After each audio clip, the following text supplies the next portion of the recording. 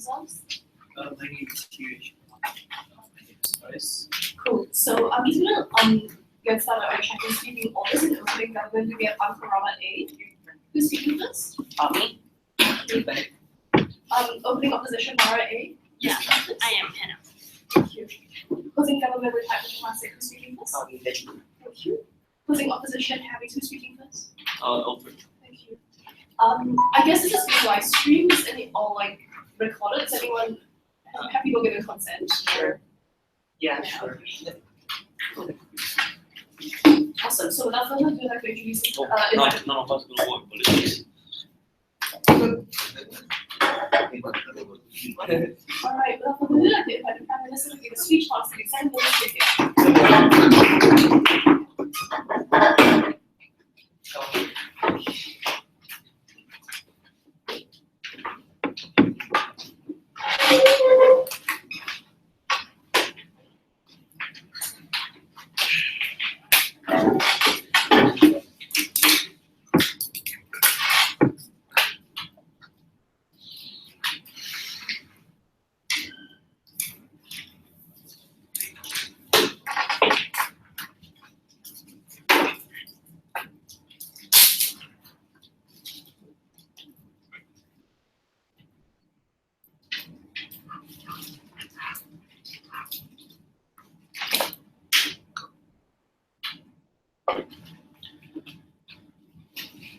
For far too long, individuals who are minorities, who are also religious, have gone and felt unrepresented by the very organizations that they always turn to in times of plight and suffering. We from Side Opening Government tell you this is enough. Society, especially secular states, should be the ones in this instance and should be the actors to take up that torch and lead society to a more inclusive and represented societies. And we will also tell you why secular states are in the best position to do so in this debate and are also uniquely unique in terms of being able to achieve the best kind of benefits from the model that we're going to propose, right? In my speech, I'm going to answer 3 questions, and I'm also going to talk to you briefly about the model that is going to come out from, the model that's going to come out from Side Opening Government, right? Before that, let me answer 3 important questions in my speech that will actually clarify what we want, what exactly we're fighting for.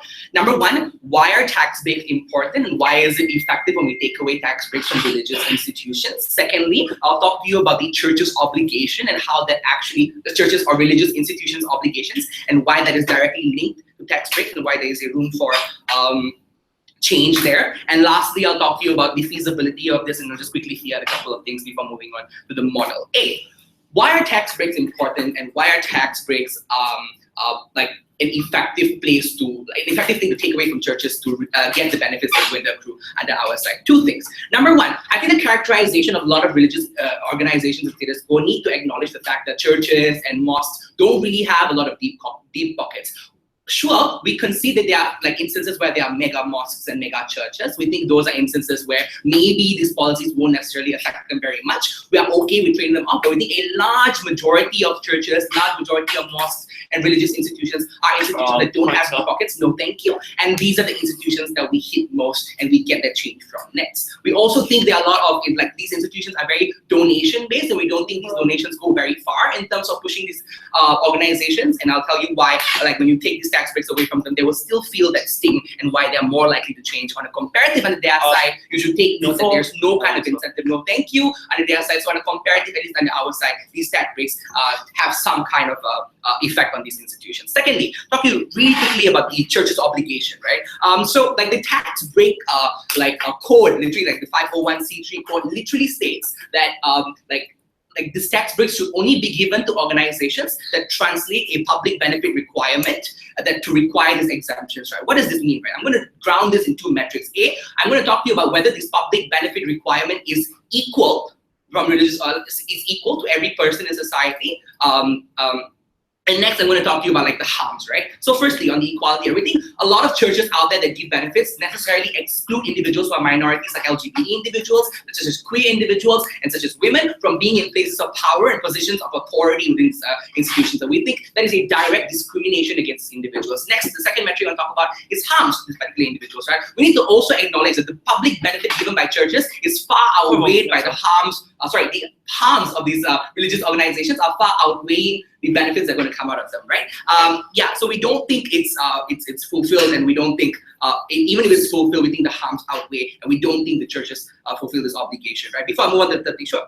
So in the 21st century, it's increasingly common for religion to split up into different sects, denominations, and churches, so that people of all skin color and all types of different identity can access their own forms of religion. Why is it necessary for the state to say that all religions must be inclusive? Great. My first substantive will tell you literally why like religious organizations are the best tool for the states and why they should still be beholden to states. I will directly clash with that in my my first argument, right? But lastly, just quickly talking about feasibility, we don't think it's very hard to get an inclusive religious pool. We don't think it's fair for them to challenge that, right? What is our model? Very quickly, we think this preschool that we're talking about have to at least encompass some kind of minorities like women, LGBT individuals that directly are hurt by literal verses in the textures, the text, and etc. Right? So we think these are these individuals that we're talking about, and also the individuals that are going to be in this institution should also be given like equal times to like have sermons or whatever, and should not just be relegated to like administrative stuff.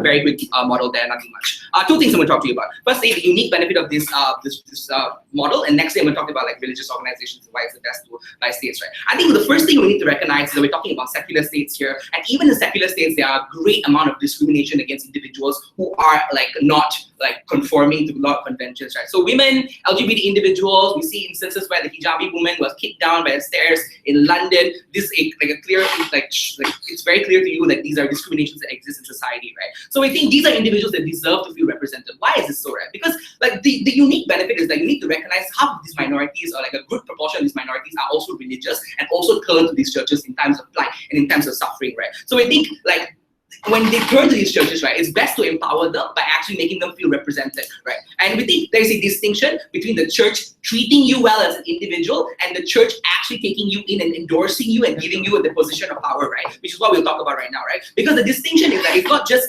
treating you well and saying, okay, sure, you can exist, what you're doing is wrong and still sinful, but we're just going to let you come for the sermons. It's so much more different than saying, yes, you can come up this pedestal and talk to other individuals. It shows you that these individuals are verified as not corrupt individuals, not individuals that are inherently committing sinful things in their lives and are not deserving of the pedestal to talk to these individuals and to actually carry the word of God, right? We think religious institutions place a strong emphasis on that, and we think it means, and there's a great significance for churches and mosques to actually say that you as a minority who might not necessarily be the minority that the texts say or the scriptures say should represent this institution, but sure, go ahead and do it, right? Next thing, I'll talk to you about why religious organizations is the best tool. We need to understand that a lot of religious institutions exist in a public sphere, which means that a lot of things they talk about, like ideas and like the discussions that they have, should always still be susceptible to criticism by society, right? So things like homophobic hate crimes, things like hate crimes that are sexist, right, are also things that still need to be the churches can't turn and bat a blind eye on this, right? So I think it's synonymous for like individuals for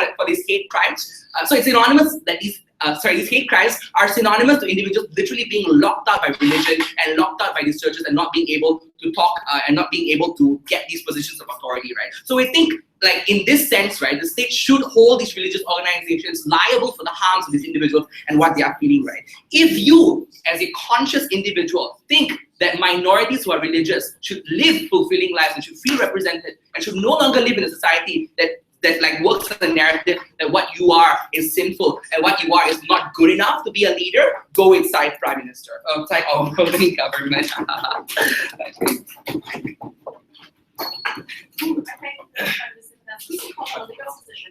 There you go.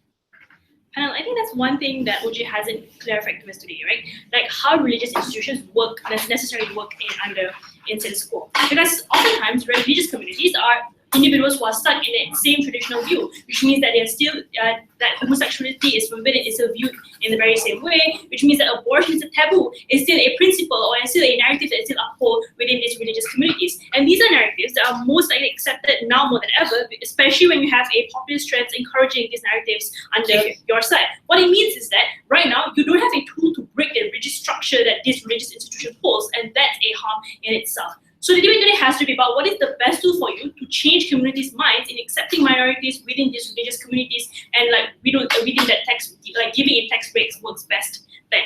So the alternative that we want is that we would rather have a continuous dynamic engagement where bishops are able to tell that just because you're gay means that you can still profess your faith in church, or you can still be a Christian while still be a minority within their religious institutions as well. No, thank you. But number two, we also prefer a world where you have grassroots engagements with people in power, which means that individuals are able to tell those who are on top, or your imam, for example, that even though I am not part of the majority, but I can still be a Christian, I can still be a Muslim and pray in mosque as well. So the problem we want to prove is that you're able to change people's minds when it comes to including them within those sermons, or including them within your profession of faith, right? Arguments. Number one, I'll firstly talk about some rebuttals. Number one, let's look at what harms that side OG wanted. I don't think there's a harm that they wanted to repair, because they only tell you, the harms that are with the public benefit. But we think that the vague statement doesn't mean anything if you don't illustrate to us what exactly the harm they wanted under your side. Secondly, they tell you that it's not hard to get donations or fund by churches, but it's a lie, because under the same breath, they also told you that, or they said that institutions don't get donations, and like they have to fork out their own money. But they also need to show then how likely it is that institutions can get the donations under your side when they still have the thought that, or if you don't have money, or when they still think that, the state is antagonizing, the state is demonizing me, and therefore why should I pander to the state? Thirdly, on the idea of representation of minorities, right? They wanted to have this empowerment idea thing. No, thank you. But they also need to show, you have to show how religion can reconcile with the new ideas and new trends within society that they still deem as sinful at best. No, thank you. So you also, we think that you need to engage with individuals on ground first before you can get that representation of minorities. Because if you don't understand how minorities are going through or how they live, then you can't necessarily change their minds, because they don't understand what is the suffering that these minorities have to go through at the end of the day. So we think that the big ideas that OG has doesn't translate to that public benefit that they wanted under their side. And that's a harm in itself, because no thank you. And that's a harm in itself. Now, let's look at how religion operates. We think that number one, in several ways. Number one, you have to also look at the interpretations of, when it comes to religious scriptures, right? We think it's also up to individuals how to interpret rules of religion. But oftentimes, these interpretations are decided by the majorities. And that's why people are likely to accept the traditional views, such as abortion is a taboo, or like being gay is a sin. I'm sorry. But second of all, these institutions, religion also operates in where organized institutions value consistency within the views in their religion, which means that interpretations are usually most accessible to individuals who agree with the majority's interpretations of how religion rules work. But and they also believe that they are subservient to majority. So that's why I need to pander to the majority first if I want something from them. And that's a harm, because if you continuously pander to them, then how are you able to change the way people think about the minorities within that religion? No, thank you.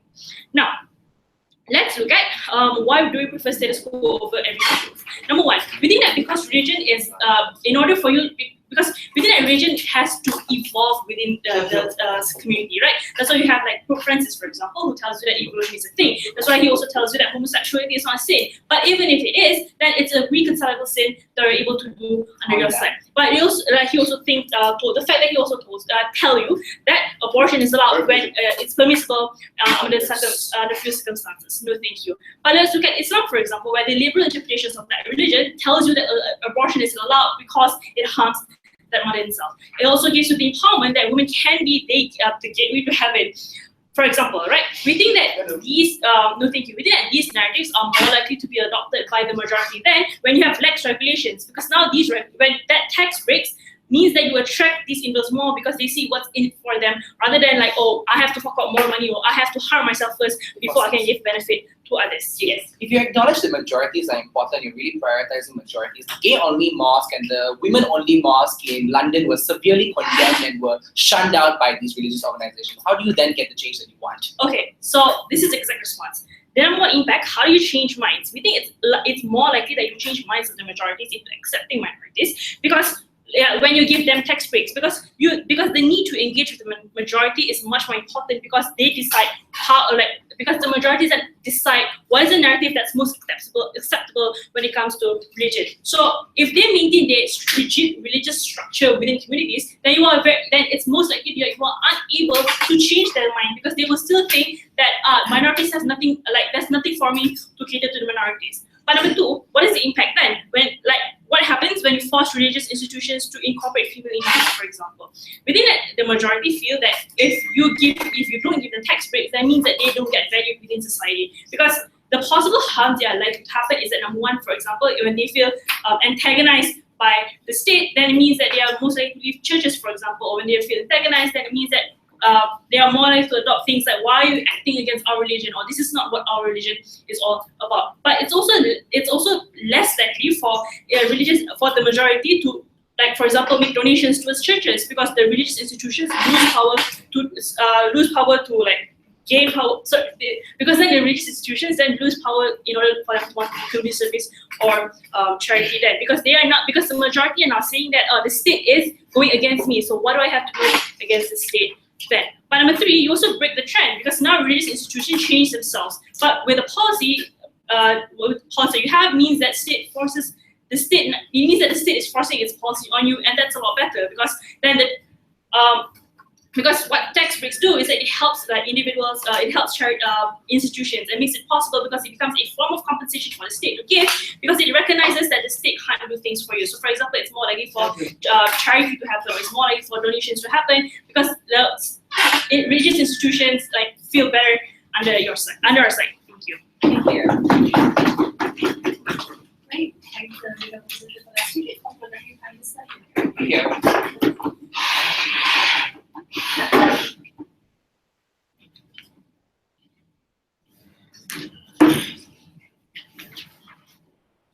Let's talk about churches and religious institutions for a moment. We understand that there are different categories of churches. There are mega churches, and there are churches which are maybe sort of in the middle, where they are still surviving on donations and they can only survive on tax breaks. And there are smaller churches which solely survive on tax breaks and nothing more. So let's trade off all of these three institutions and tell you why we still win out on all these three categories. Firstly, let's talk about these mega churches for a while. We understand that whether or not they have tax breaks, they will still follow whatever bigoted policies they have, whatever goals they want to achieve. The tax breaks is immaterial to them. Maybe to get extra cash with tax breaks, but in the end, it doesn't really matter in those cases. So in that situation, it's a lose-lose for both sides, because they don't change their mind either way. So that's not the debate. The debate happens with the churches in the middle and the churches which will shut down if they don't have those tax breaks. Let's talk about the churches in the middle. We think that if under the situation where they aren't provided those tax breaks, what is the incentive then for them to change? It's obviously because now they have extra cash flow and they need those things to provide the welfare towards the poor. They need those things to provide a place of scholars and a place of prayer to its members. It will take upon this incentive and will include those gay members and female members within their, let's say, pastoral team or priest team or whatever group they have. And we think that's an incentive there. For the churches which are smaller, we say that they are most likely to take up these things as well for the same incentives. But let's not argue on the idea that they don't want to follow these what the state wants. The churches no longer want to obey the arm of the state. So the churches then, as obviously they'll argue, will no longer be able to provide welfare to the poor. They'll no longer be able to provide a place of solace. And they may even be forced to merge and integrate and maybe have overcrowding within those churches. We'll trade off all of these quote-unquote harms, because we think that giving tax exemptions and tax breaks towards these institutions, which give an extent of discrimination where they are okay with gay conversion therapy, they're okay with electroshocking homosexuals for them to repent. We think these are harms which the secular state, not a religious state, mind you, secular state cannot tolerate where individuals are bigoted and are not progressive within their viewpoints. Sit down, I'll take one after my rebuttals. So we would rather give these tax exemptions and tax breaks to other charitable institutions which provide welfare without discrimination. We think that's far better. So the extent to discrimination where, let's just say, you tell women in churches, and in the Bible, Paul said, like their role for women in churches is to sit down and don't speak so they don't offend their husbands. This means that even if there's economic progress where they reduce the wage gap in society outside, within the churches, within religious institutions, within this mosque, these women are still seen as second-class gender individuals who don't garner the same respect within these institutions. And mind you, as Pupi already told you, this is an institution which exists in the public sphere. It's not like some private group having their own cult and doing their own things. It's a public institution which is given funding, sort of quote-unquote funding by the tax breaks, by the state. It's an affirmation by the state that their views are correct and their views is what we are in agreement with. And we think if the state supports that, it should also be okay with that, not caring about affirmative action anywhere. It should also be okay about not caring about whatever other economic progress, economic goals for women, after my rebuttals, everywhere else. So PUI came from posing. Why can't religion just splinter off to form their own sects? They can. We are not stopping them from doing that. But that means that all the institutions which still condone and conduct gay conversion therapy, which still discriminate women, will still exist on your side. Why is that a point that we should tolerate that? We think that religious allies like GAC and Kenyan Walkers have already paved the way so that LGBT should be accepted and given position of power in conservative communities. You are the ones saying that we should hold them back, we should stay within our rigid structures and not evolve as a religion. Even if splintering is good, we think it takes far too long of a time for these institutions to splinter off, and within that time period, your institutions will continue discriminating and harming individuals who didn't really consent towards these harms being placed upon them to begin with. I'll take one now. So 100 years ago, churches discriminated against black people. Right, sure. The solution is to make it an anti-discrimination law, not just to remove their tax breaks. Okay, if the problem is as large as we can do that as well. your policy doesn't do anything. Yeah, we can do that as well. That's not a problem. We can do that and also remove tax break for institutions. That's not a problem. Okay, so grassroots change, right? This is what Owo talked about, right? Tax breaks, like they say, tax breaks are the things which attract homosexuals and women to church. I don't understand. Like, why are tax breaks like the thing which attracts these individuals to churches? They will go regardless if they think that church is good. But we think that tax breaks are an affirmation that you as a religious institution are doing a good towards, the affirmation that your viewpoints are correct. Why should a secular state which believes in progressive viewpoints, believes that women should be empowered, which believes LGBT should be accepted, tolerate these viewpoints and give them tax breaks based on those merits? No, sit down. And like, look, she quoted this line, right? She said, if we constantly pander to the majority, how can we then change their mind? But this is exactly what opening opposition is doing, right? It's a concession towards our case. If they constantly pander towards majority and say that we need to talk to people, we need to constantly change their mind. Look, how many women are able to speak up in churches nowadays? I already told you, the Bible already tells them that women will offend the husband if they speak up in church because they will, quote unquote, be seen to look dumb. I think these are individuals who don't have the position to speak up, don't have the position to say what's on their mind. We think this is exactly why your grassroots change is ineffective, because you don't have the individuals to even speak out in the first place. If you're talking about individuals talking to each other, trying to change their mind within, like, just after church or after they get out of the mosque, we think these are situations that can happen on our side firstly, but it's less likely to happen on your side because you are okay with those bigoted viewpoints being tolerated in churches. And these are the things that your imams or your priests will tell the community that it's okay and we should continue doing it. So we think that antagonization happens far worse under your side. No, sit down. Let's go on to my case. Why we change the narrative of women and LGBTs within these communities. Understand that right now, these people may be treated at best okay with these teachers. They may not be undergoing gay conversion therapy, they may not be treated badly in churches, but they aren't given positions of power. They aren't given the platform to speak what is really on their mind. Because truthfully, and let it be said, that the religious text does contain certain sectors which offend these communities. We say that there is, by religious law, individuals who cannot participate in our community in the same way that straight cis male can. And I think these are policies that religious groups, like, they are able to constantly promote towards the community and also constantly tell the community that it's fine that they don't get position of power as long as we are okay and treat them well within our churches. And we think that's not okay. That's not an acceptable standard for a secular state to tolerate. Because as long as there's discrimination, as long as there's a treatment of these individuals as second class, we cannot truly say that these individuals are truly accepted. We cannot truly say these individuals are treated as equals. What does this mean? This means that as long as religious institutions have enough money to pump into, like, super PACs, to donate towards different campaigns. As long as they get ability to donate to Donald Trump or Hillary Clinton, there will constantly be policies which discriminate against these minorities. Until individuals of different minorities take up the pulpit or speak on a public platform to be able to say that, yes, there may be religious texts that offend us, but we need to evolve. It's time we change. I think these are individuals who are then able to gradually, although slow, gradually change their minds and be able to then change policies in the future. That's my goal. Great. Thank you, Mr. That speech. Yeah.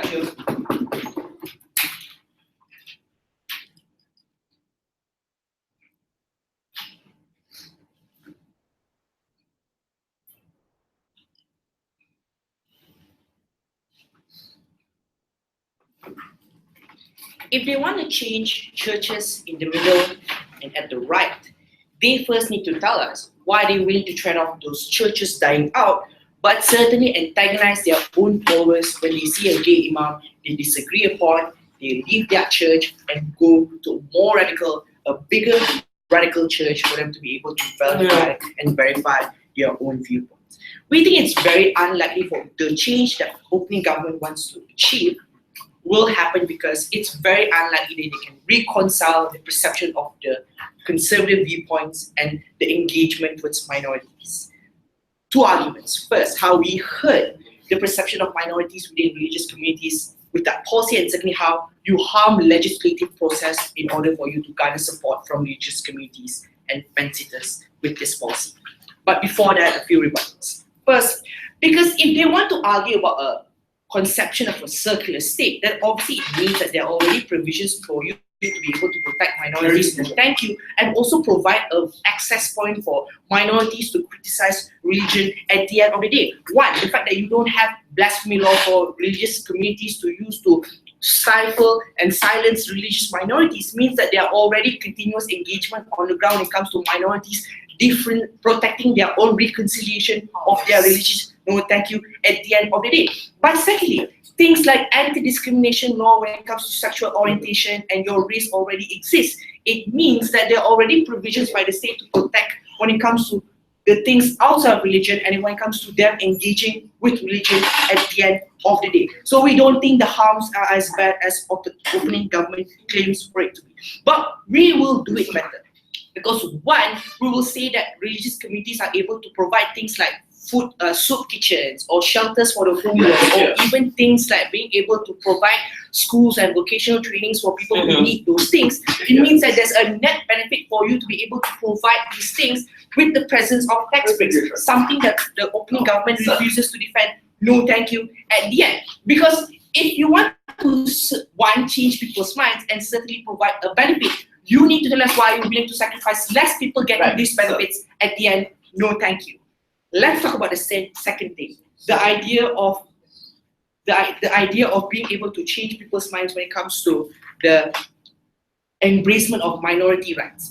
Let's talk about the people and the churches that we're talking about. No, thank you. If you are willing to pander to the far-right churches and force these people to accept gay imams or gay priests or women imams in their positions of power, the same people that you're talking about when it comes to changing people's minds will be less receptive towards those ideas. Why? We told you that the organized religions value consistency. Two, the fact that these traditional values are deeply upheld because it's severely personal to them and it's a continuous exposure to those same beliefs for a very long time. We think it's very likely that two things will happen. One, they will leave the church and go to a more radical church that can sustain themselves outside of the tax breaks given.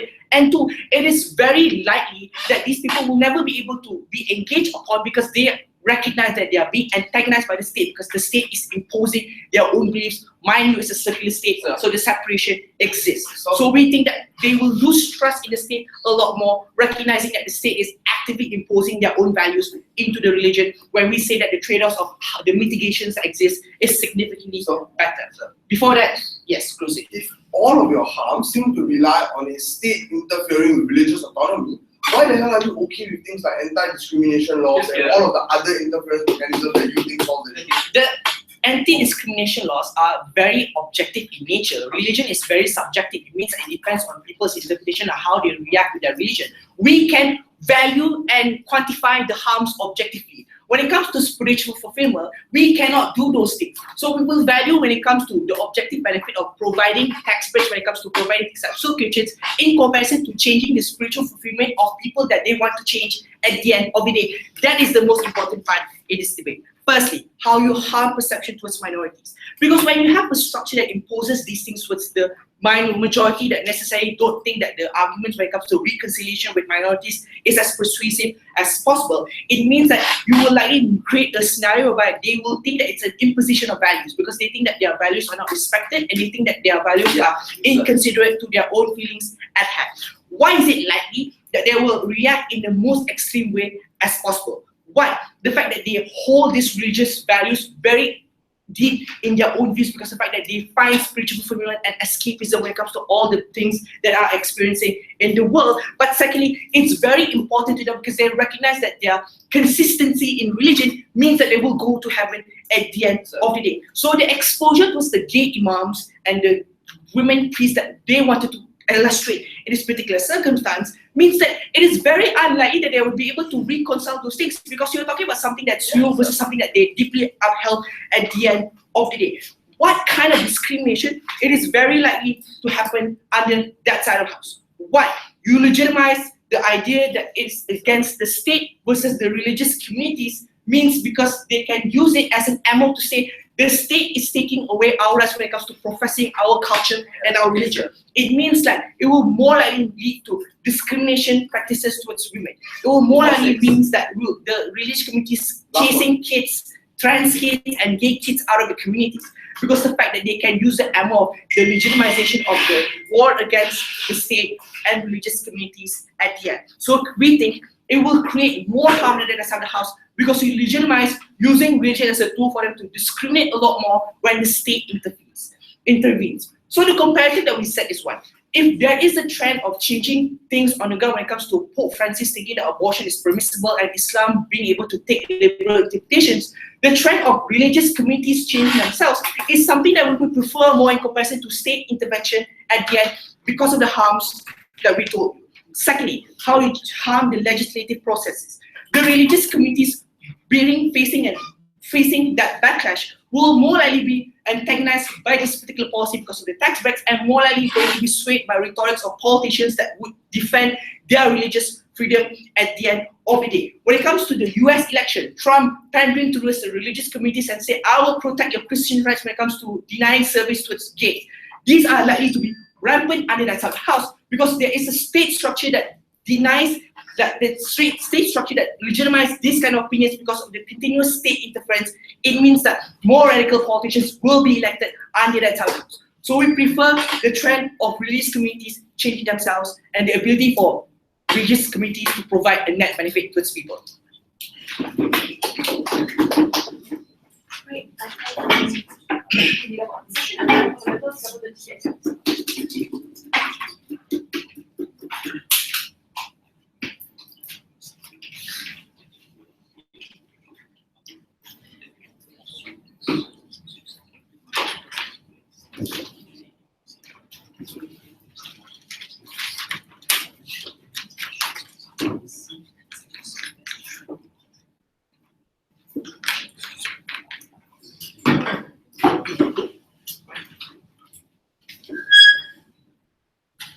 Look, no one is forcing churches to change or anything like that, right? Churches can choose to opt out of this kind of mechanism. At the point in which a tax break doesn't affect them either before this policy or after the policy, the answer going to change anyway. So we think that a large majority of OSKs about how the forced kind of change isn't going to happen, first of all. But let's think that at the absolute best, let's assume that we are indeed forcing churches to change. Three things to say. First of all, if it's true that people are becoming more progressive as they characterize it to be, then what exactly is the harm of nudging people towards becoming more progressive, given that they already are using that trend anyway? Number two, notice that their solution of the status quo, i.e. grassroots engagement, isn't even working at this point in time, because recognize that religious minorities oftentimes don't even have access to their religion. First of all, I'll talk about that more within my extension later. Most importantly, so what if you're forcing them to change, right? Because we do this all the time through things like, for example, anti-discrimination like legislation at this point in time. We will suggest that if it means that we are protecting the individual's right to religious salvation and religious happiness, we are okay to say that we can force them to change for the better. What are we going to talk about in this speech? Because we think that open government tells you all of the benefits and attempt to benefit grab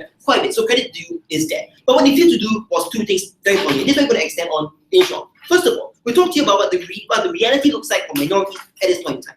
Hint, they don't even get access to religion right now and how we're able to change that for the better. Second of all, we'll talk to you about the principal justification of tax break and why we think this is something that shouldn't be an entitlement for religious organizations, but it's actually a privilege. So let's start first. What is reality like for minorities right now? OG talks to you about how minorities are not in a position of power, and next because we need the aspect of representation and the upper echelons of power. We think OG is selling this problem short, right? Because it is a far bigger problem in this space. We think that right now, religious minorities aren't even going to religious institutions right now. Why? Because they lack access to the benefits of religion because they can't even access their religion right now. Why is that? Because we think that leaders all the time, they define the scripture that often define the identity of the churches and the religious organization. So for example, there are no LGBTQ individuals in places like West Green Baptist Church or in Lawrence Forms Church like in Singapore. Whereas there are some people who are gay in places like, for example, the Free Community Church in Singapore. Why is that? Because people don't feel safe in these areas. And the point they feel that their identity are being attacked most of the time, they don't feel the incentive they want to be a part of the religious organization. What this means, therefore, is that these people lack access to that. You may be asking yourself, why is this so important? Because let's recognize that not every single country is like Singapore, where there's a church like literally everywhere, right? At least within the next MIDP station. Because this debate is also about countries like the US, where oftentimes there's only one church in a specific town, in a specific area or specific state. Oftentimes, for example, you want people to access religion, what they have to do is they have to uproot themselves and move to somewhere else in some other state elsewhere. This is where we deal with closing opposition, right? Because CEO says there are many sects and many denominations and there are many opportunities to opt into various kinds of religion. We ask them, why is there an additional burden on the power of individuals to want to move out of these kind of places? Why is it the case that they have to sacrifice everything that they have in their lives before these countries and go to another place just because their rights to be themselves isn't being like allowed by religious organizations right now? But what is the principle here? Because we think the state has a duty to create safe spaces for individuals all the time. That's what's considered being by OO, and they talk about how there's anti-discrimination laws at this point in time. But why is it crucial for them to do this in the context of religious institutions? Because we think that a vast majority of people define their lives through their religion. Let's say, for example, in the US, people say that I'm a Christian American and not just say I'm an African or a white American, right? What this means then is that any Polish an individual is unable to define their life and define themselves through their religion, we think the state has a duty to step in this particular circumstance. But more importantly, we think that the state has a duty to be progressive. Why is that? Because we think that oftentimes states want to help as many people as possible in countries. Right, I'll tell you two things like tax, I'll talk about them more in a bit later. So we think the right to religious salvation is something that is especially important to all of us, that everyone should have the opportunity to access that right. And the Polish individuals are being denied of that right because of the churches like arbitrary interpretation of the scripture. We think that's a problem. They think that the state ought to intervene in this particular situation. Recognize that OG only gives you some analysis. We extended a lot further by talking to you about how this is particularly important and what the impact of that. Before I go on to my second extension, I'll break. So your extension is problematic because it only exists in a situation where one church has a monopoly over the entire space. And if they have a monopoly, I find it quite unlikely that they will need tax breaks to survive. Okay, it's not just a monopoly of the entire country. You are saying that in some places there's only one church in a particular town there's monopoly there. We acknowledge that. So let's talk about the principal justification of tax breaks, right?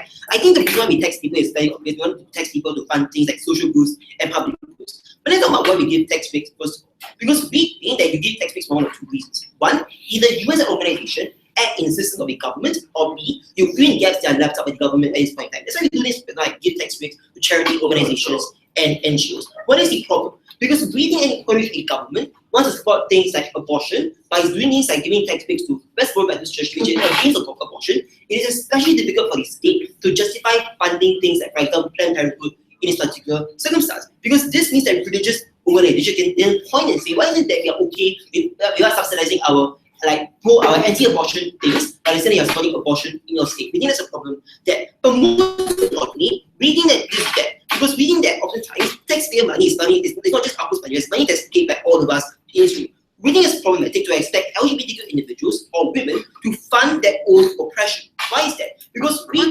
church's privilege of not paying taxes comes to the extent of the average people like you and I paying the taxes on their behalf. We think it's unfair to expect someone who doesn't have access to the benefit to pay for the benefit they don't get. First of all, more importantly, right, here's where WHO says that churches give social services as well. That's not exclusive. NGOs can do that as well. In fact, it's better because NGOs are probably not exclusionary and hence are able to target a wider group of people and hence probably more deserving of the tax break as opposed to a religious organization. Let's deal now with serious argument about how you can legislate laws in all that kind of stuff, right? Because let's be real here. Reading that the legislation of laws denies religious autonomy to these religious institutions. And reading that religious autonomy is important because it's the only way we are able to get support and buy-in from these individuals. Which is why we think that a tax break is comparatively better. Why is that? First of all, we give you a somewhat better balance, right? You are able to change what we did without rushing you in this regard. On a comparative, opposition wants to stand for a role where we deliberately force religious organizations to change without ever coming to some sort of consensus as to why they want to go about doing a change other than the state wants us to do this. Which means that it's even more likely for religious extremists to then see the state as antagonistic towards religion. That's probably bad in long term. For all of these reasons, very proud to stand in closing comment.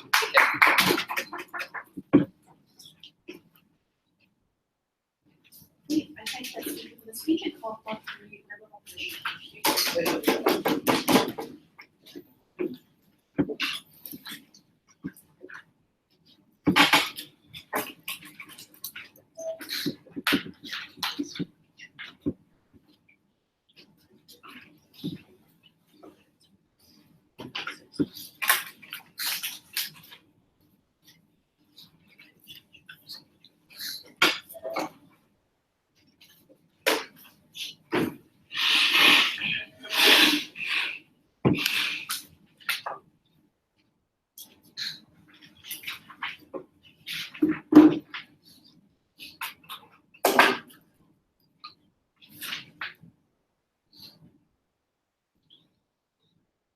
the first address the effectiveness of their policy because it depends on rather ludicrous assumptions about how these religious organizations operate. I think it's crazy to suggest that these religious believers will make a trade-off between financial support from the state and fundamental tenets of their beliefs that they held for centuries, right? Like I don't think a Muslim is going to forsake his or her Sharia law just because the state says no tax breaks for you.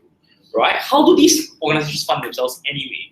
Firstly, like donations, right? So like either it's like 10% of income for their followers, who are very willing, by the way, to provide the 10% of their income, or like some central religious organization, whether it's like the Vatican City or some Arab country or ties to Saudi Arabia or whatever. It's pretty damn sustainable, right?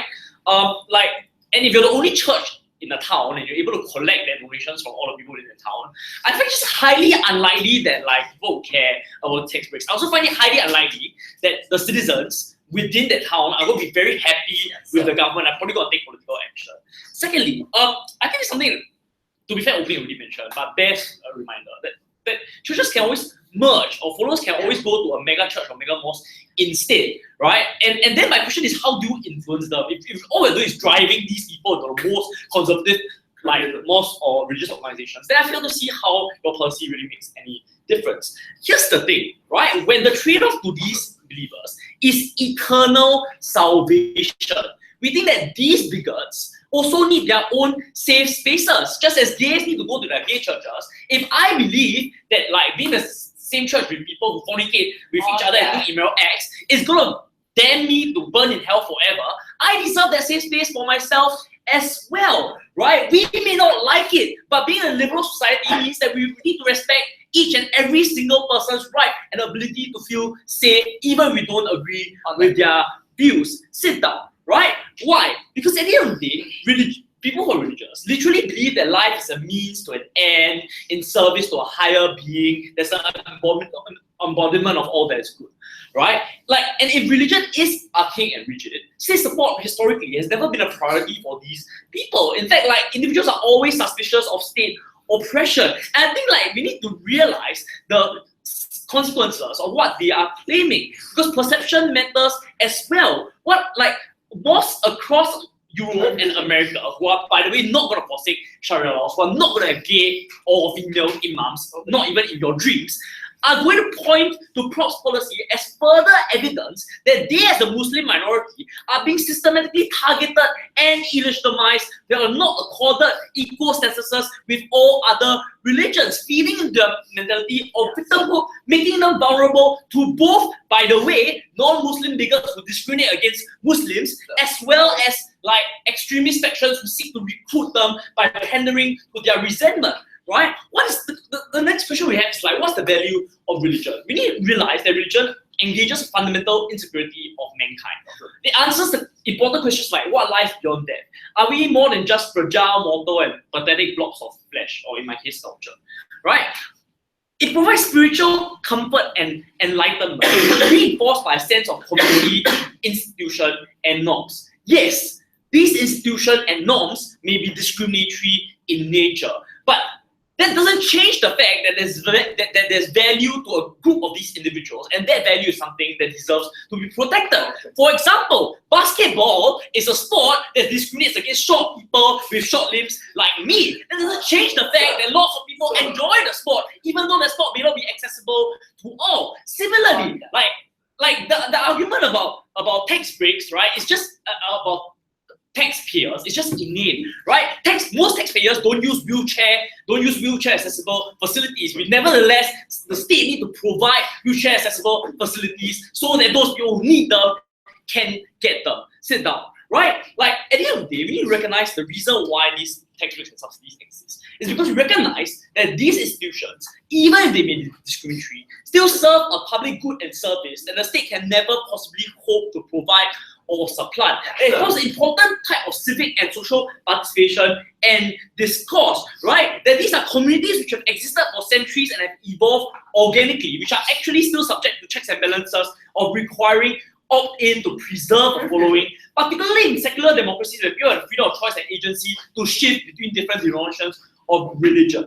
Why is this important? Because what's important is that we allow a society where every member of society can access multiple religions, where they can actualize their own conception of God and their own relationship with that religion, right? I think it's the right that all citizens should have. Let's move on to talk about like what happens when you remove these tax breaks. But before that, yes, sorry. What are your criteria in determining when you want to exempt people from such privileges using state funds? Huh? Like what's our criteria? Well, my criteria is they provide a public service, similar to like NGO or whatever, right? And like, yes, some of these public services may be discriminatory in nature. We have no problems with that. Sit down.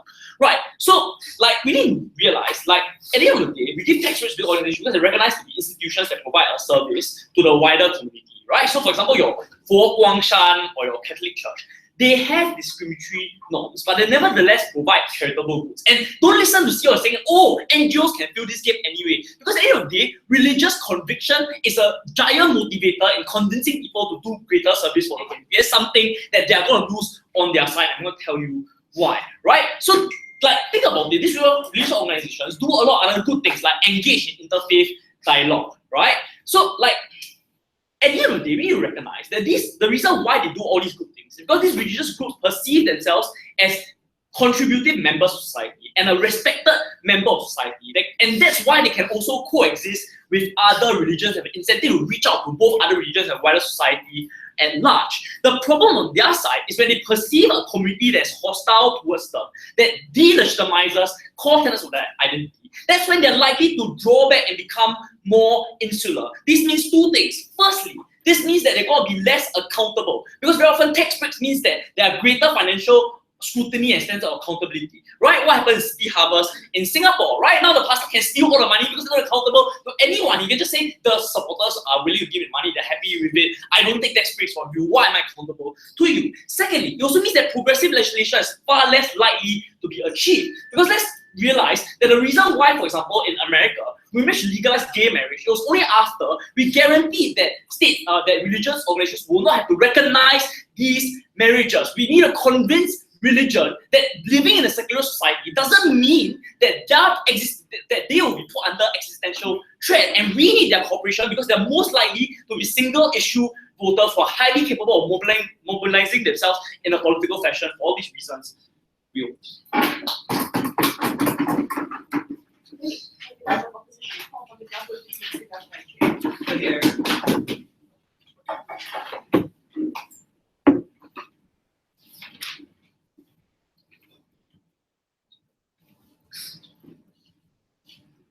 to point out three glaring shafts and tensions within the entire opposition bench.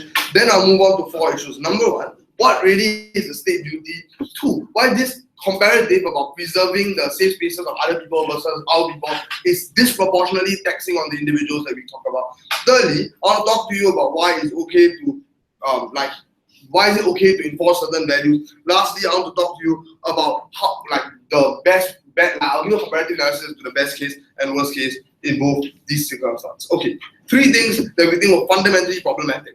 In the early stages of this debate, Alfred was willing to downplay the harms by telling you that look, people can often fractionalize themselves and have different conceptions and different Christians, different religious factions. But on opening opposition, the biggest harm they wanted to espouse was that people will go to major churches. So if that was a reason why the harms are mitigatory, then their policy of wanting people to leave is precisely something that CEO would support. So either they were okay with people splitting themselves and fractionalizing themselves, or they weren't. Because Alfred was very willing to say that when they fractionize themselves, this gives individuals ample chance to determine their own religious conception. But the only harm OO wanted to talk to you about was virtually that people will leave to other churches. So we think that that wasn't a problem to begin with. Second, they were okay with anti-discriminatory laws, and all of these laws that would, in fact, public policy that will revoke all of these agencies because it is a worthwhile practice to have.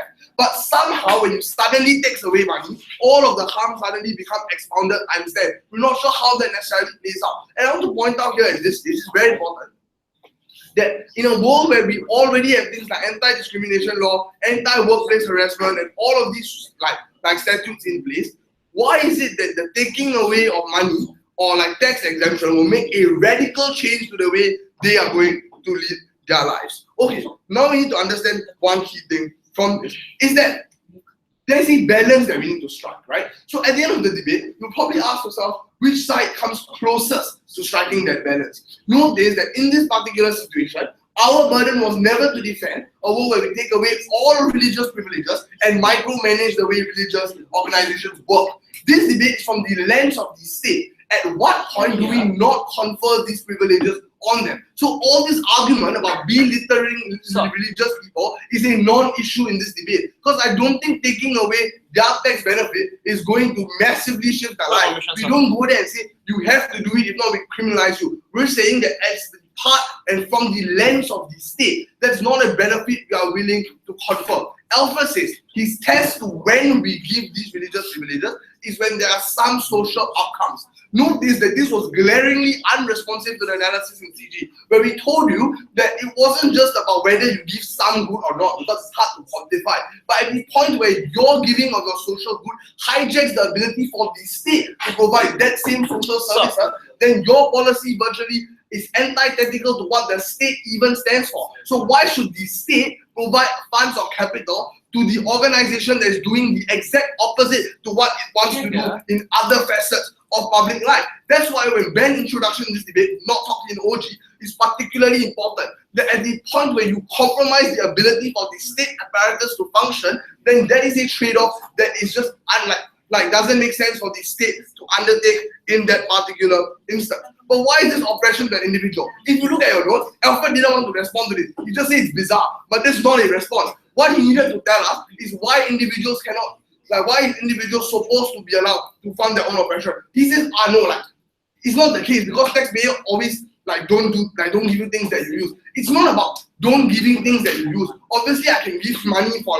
wheelchair and shit like that, even if I don't use it, because having wheelchairs don't affect my life. But when I'm supposed to fund and come up with capital to sponsor an organization that diametrically pervades my life and intrudes my life, I think that's a stand that's just above and beyond just wheelchair, and then you won't use the wheelchair. At the point where you yourself is funding an organization or subsidizing the practices of an organization that diametrically affects your life, I think that's an unfair burden to place on that individual, and you need to respond to that argument. Yes. So a lot of Muslim women believe that they should wear hijabs and believe that they should be subservient to their husbands. To the extent where they perceive that the state is diametrically opposed to their goals, should they not pay taxes as well? Oh, then why does your anti-discrimination policy still exist? But number two, if you say this, no, it's not about them not having to pay taxes. So it's a skill. So at the point when you are paying taxes, and we are using that sum of money to subsidize something that directly contributes your oppression, then that's something that we think is legitimate for the state to not prioritize. If that is consistent with our principles, then yes, we think individuals should be allowed to withhold tax if it means that they contribute to structures that are funding their oppression. So that's not an issue in this particular debate. Okay, so they need to respond to number one, and also why individuals should shoulder that unique burden in this particular debate. Okay, second, why do we think this hurts individual and there's negative externality? He says individuals should have safe spaces anyway, and we need, and in opening they wanted to have engagement. Response to safe spaces particularly. Why is your right to a safe space absolutely crucial to protect when it comes at the cost of individuals not even being able to engage in that discussion? So at the point where you are systemically cut out from that dialogue, you need to tell me why that's a fair trade-off. Because on that side, and that came from opening, was that grassroots organization and dialogue will miraculously happen. Notice how this is just absent and divorced from the realities of the situation where people don't want to engage because all they see is the very same characteristic of at the top of the hierarchy that denounces their existence. So none of their side gave you a mechanism for which individuals will be more likely to partake in that discussion that they were so willing to champion for. Lastly, why is there a moral claim to be progressive?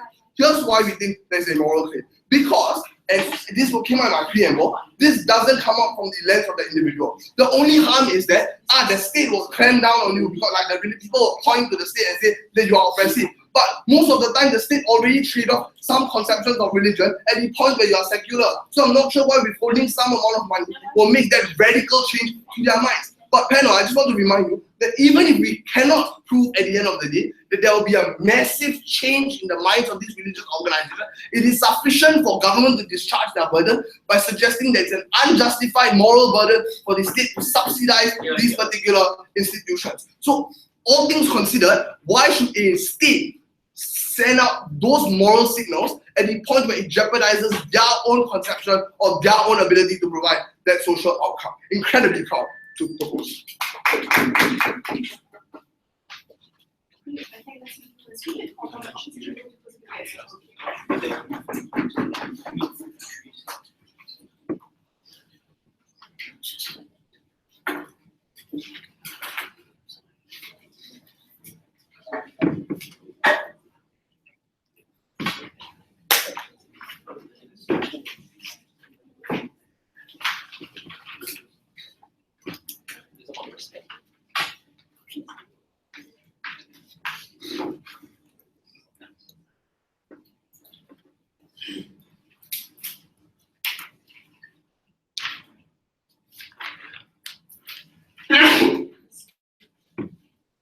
At the end of the day, I think we recognize there are two visions in this entire debate, right? Are tax breaks actually effective in changing religion? And secondly, this idea that closing product is accessibility of religion. So first of all, let's just point out that this entire case coming out from government politics. Because when they point out that, first of all, that churches are almost lack funding, but yet they acknowledge that in their model, mega churches are not impacted. That government wants to prioritize the minorities in religion as a whole, but simultaneously acknowledge that the large majority in large churches are not affected. How then do you ultimately change this sort of religion that you want to push for today? Then closing come out and say, oh, it's not their burden to prove that they want to change religion. So if the ultimate aim is not to change religion, then what is the point of removing these tax breaks to begin with? Right? Because ultimately this idea of removing tax breaks to begin with was to force them to evolve and progress as a religion together with the state and become a modern religion rather than sticking to their traditional roots.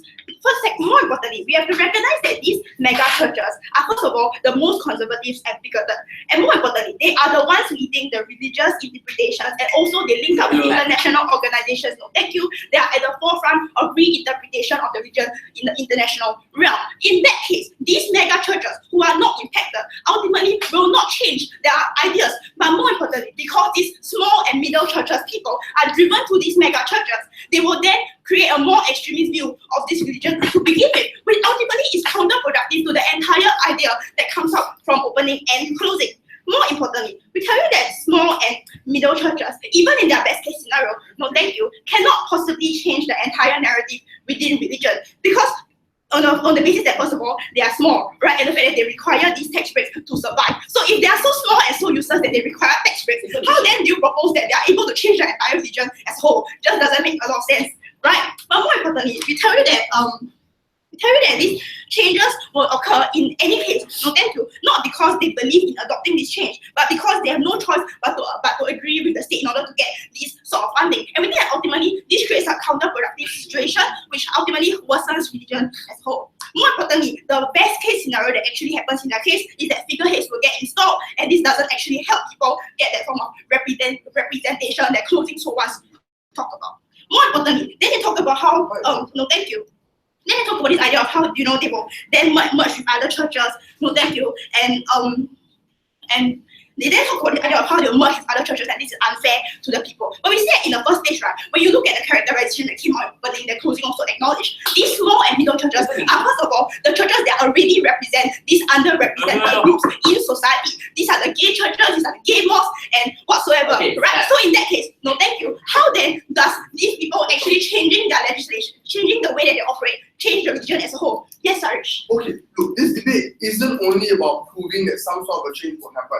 We need to deal with why it's justified for the state to fund a particular public policy that diametrically hinders its own ability to do the same. Okay, so principles of taxation, right? First of all, when you pay taxes, it's so that the government can provide all types of public services. You may not necessarily benefit from every single service. For example, if you are a vegetarian, right, you still pay taxes even though the state is going to fund some sort of like meat factory farming, for example. So in that case, we don't think it necessarily makes a lot of sense for closing to come out and base the entire case on the fact of this idea of principles of taxation, right? But more importantly, we know that most of the time, funding and paying taxes is generally antithetical to what your individual beliefs are, right? Because as an individual, you cannot possibly consume every single service that the government has set up to provide in the first place.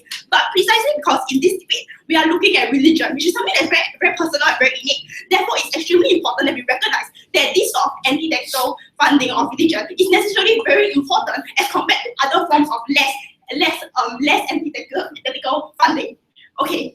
So then we go back to this idea of whether or not tax breaks are effective in changing religion. I already point out the fact that the entire characterization is problematic. Then we look at this idea of funding, right? Because ultimately when closing also comes out and accepts that donations are often not enough, we have to first of all recognize that in the first place, donations are not only from the followers themselves, but also from large central organizations that often talked about. But more importantly, we tell you that in many cases, right, that these donations are the ones that sustain the churches anyway. And when Benjamin comes out and tells you that in a single state, then you are able to have you are the only church or the only mosque in many mouths. Therefore, it is very problematic for him to then come out to say that that means that there's no lack funding because those things are necessarily contradictory.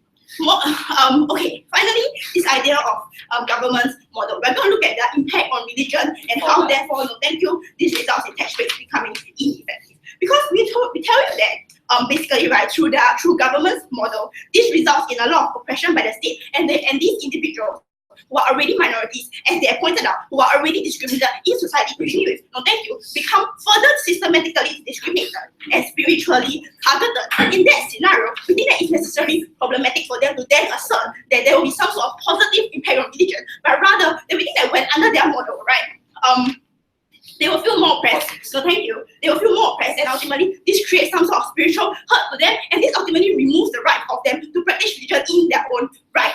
More importantly, we tell you that under their model, there will no longer be progressive legislation. No, thank you. Because as Alfred talked about in his last minute of speech, that basically the state has to pander to this sort of single issue voters. And in that case, we think that under their scenario, the state will necessarily worsen the problem. No, thank you.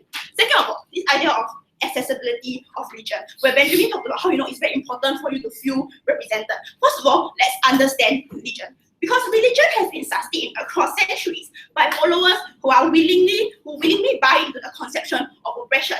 And we think that they ultimately deserve a state to actualize this sort of understanding and belief, even if it's antithetical to what the large majority of liberal followers think. We think that ultimately, right, the state doesn't have the ability or the right to then decide whether or not within a religion, individuals who are conservative and buy into this sort of conservative mindset should not be able to actualize or practice their religion in their own right. We know that ultimately, right, it's not a matter of sacrificing like just a single belief, but it's a matter of sacrificing your entire basis of religion that you have been brought up to think and believe in right from the very start. And because we think that this is very problematic, right, because this ultimately hurts coexistence. Because ultimately, both sides want to improve coexistence among religions. Then that when you have a government who comes out and impose their beliefs in a very unfair way towards religion, this hurts the coexistence that happens within the country and hurts the ultimate balance that actually sustains the peaceful means of the country. And for these reasons, I'm proud of girls. Great. Because we want to help. I